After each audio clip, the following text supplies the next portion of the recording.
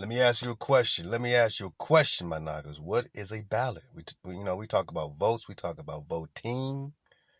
We talk about vows, right? What's a ballot? You cast your ballot. We're talking etymology. Hey, man, what's a ballot? Belota. Belota.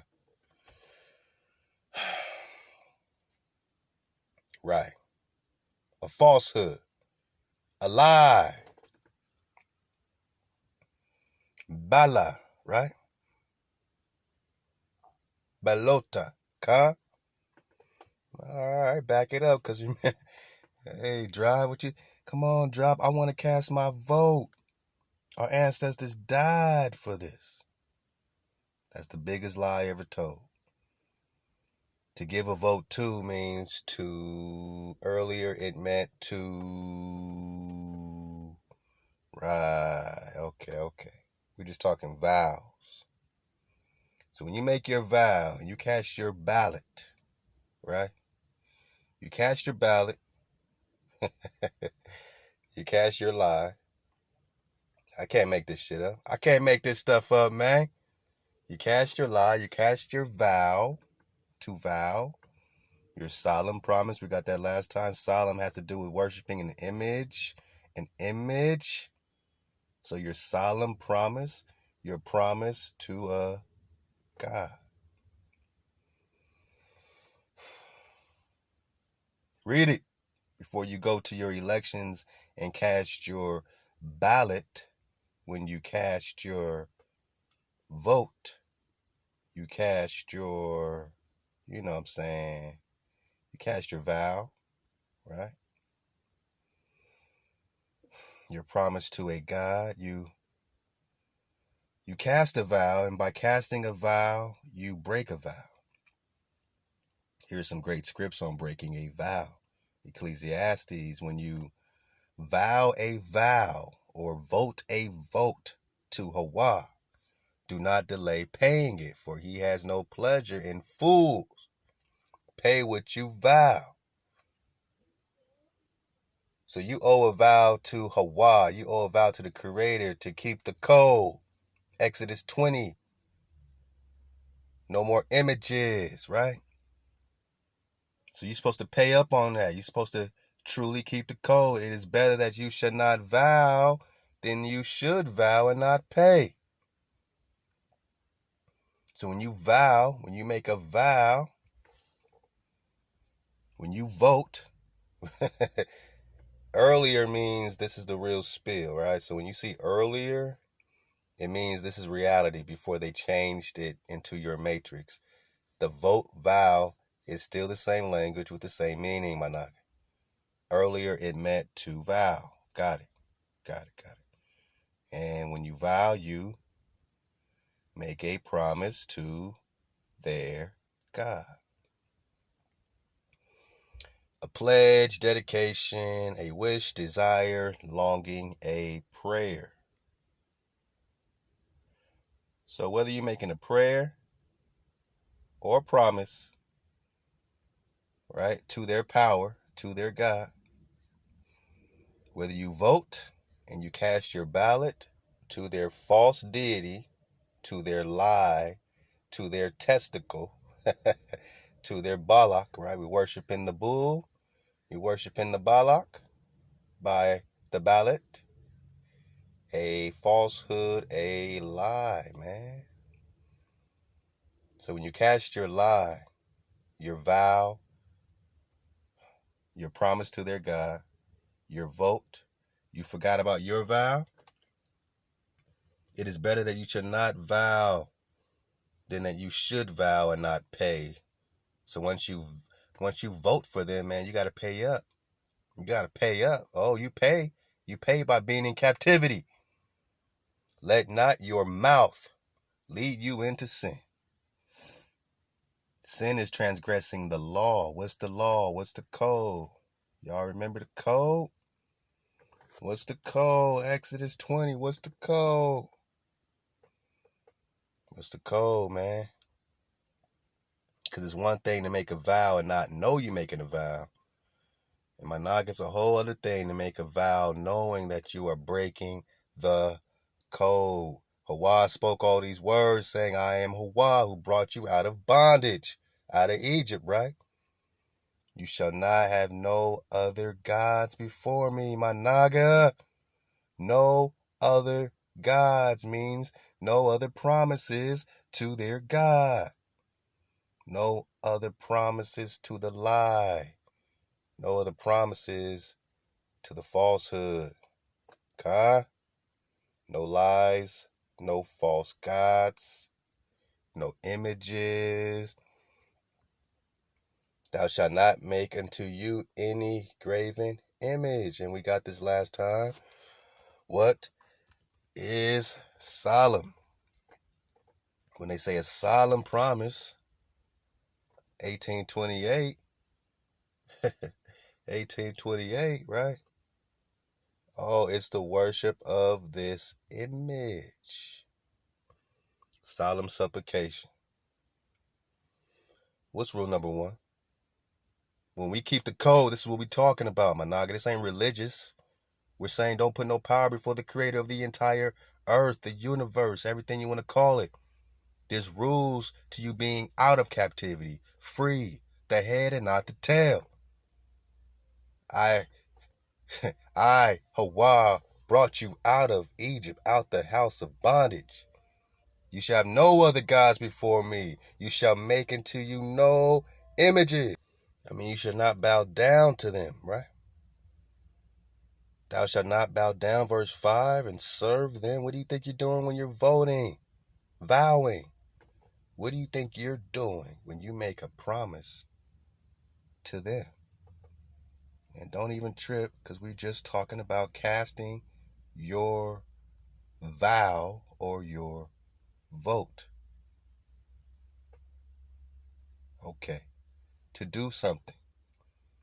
So what are you doing when you do something with your vow?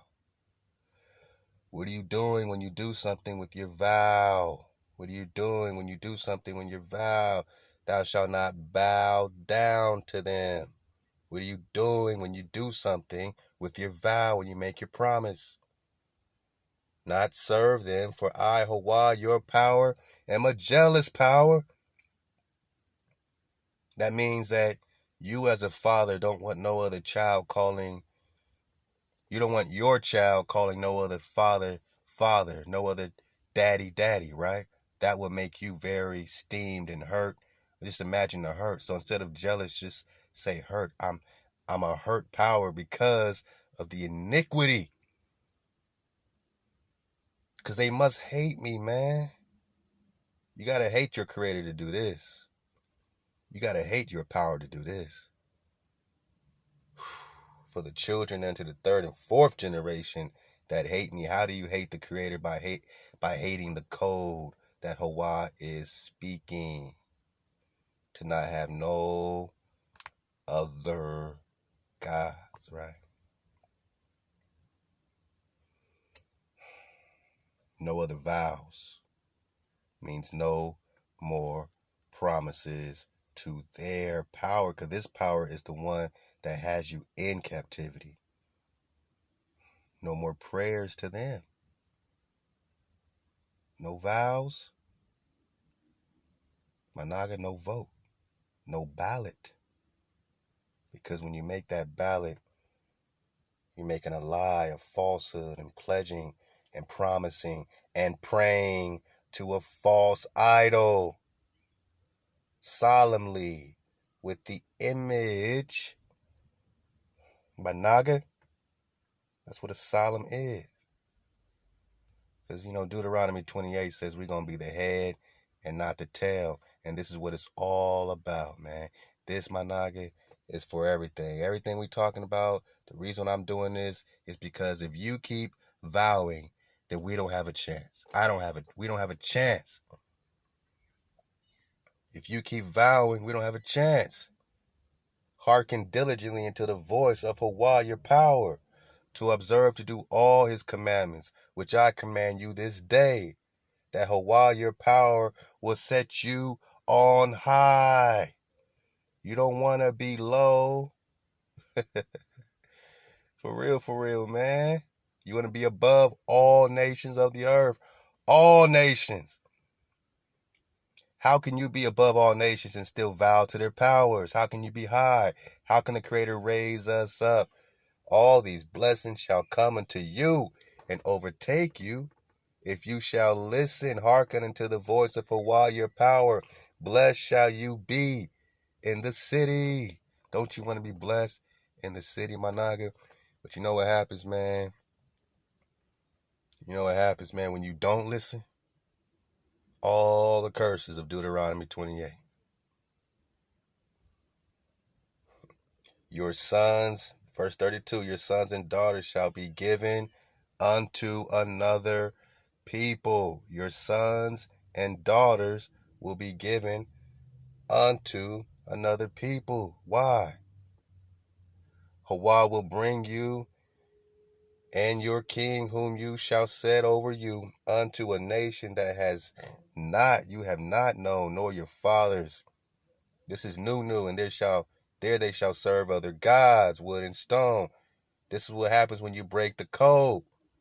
This is what happens when you vote. You serve other gods, wood and stone. Wood, right? Oh, Jesus on the cross. Jesus on the cross. Wood, stone. Walk around the cobblestone. Islam, Christianity, making promises to their gods. Look, man, we can't make it up. When you vow, you better be careful who you vowing to. And don't break your vow. Right? Deuteronomy 23. If you make a vow to Hawa your power, you shall not delay fulfilling it. For Hawa your power was surely required of you, and you will be guilty of sin. But if you refrain from vowing, you will not be guilty of sin. You shall be careful to do what has passed your lips, for you have voluntarily voted to Hawa what you have promised with your mouth. You promised with your mouth. Israel promised with our mouth to keep the code, to make us the head, my naga, and no longer the tail. Hey, because once we do that, no longer, is the stranger in the midst of us. The stranger that is in the midst of you shall mount above you higher and higher. What? The stranger that is in the midst of you shall mount up higher and higher, and you shall not, and shall come down lower and lower. So we go lower and lower, they go higher and higher. We go lower and lower. Why? Why? In hunger, what happens? Therefore shall you serve your enemy, whom Hawa shall send against you, in hunger and in thirst, in nakedness, and in all want of things. He shall put a yoke of iron upon your neck until he has destroyed you. Hawa will bring a nation against you from afar, from the end of the earth, as the vulture swooped down, a nation whose tongue you shall not understand.